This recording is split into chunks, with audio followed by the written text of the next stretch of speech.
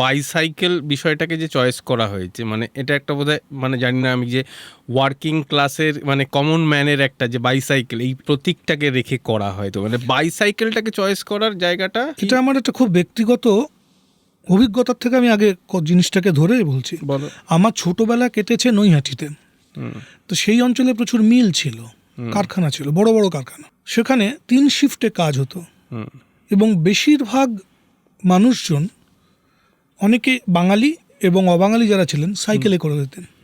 মানে একটা সময়ে 5 থেকে 7 মিনিট কন্টিনিউয়াস আমি নিজে ক্রিং ক্রিং ক্রিং ক্রিং ক্রিং ক্রিং ক্রিং ক্রিং এই আওয়াজটা শুনতে শুনতে শুনতে শুনতে গেছি।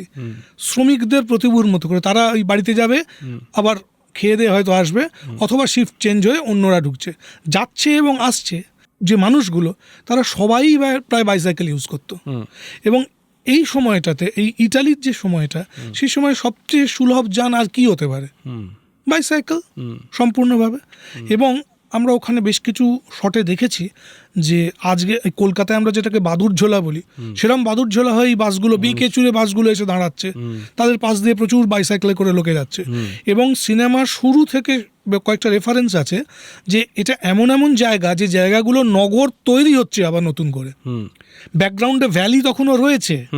রিকির বউ যেখানে বালতি করে নিয়ে আসছে, তার ব্যাকগ্রাউন্ডে শ্রমিক, এটা শ্রমিকদের জন্য 4-5 তলা বিল্ডিং তৈরি করা হয়েছে, ছোট খুপড়ি ঘর, কিন্তু ব্যাকগ্রাউন্ডে তখনও ভ্যালি দেখা যাচ্ছে।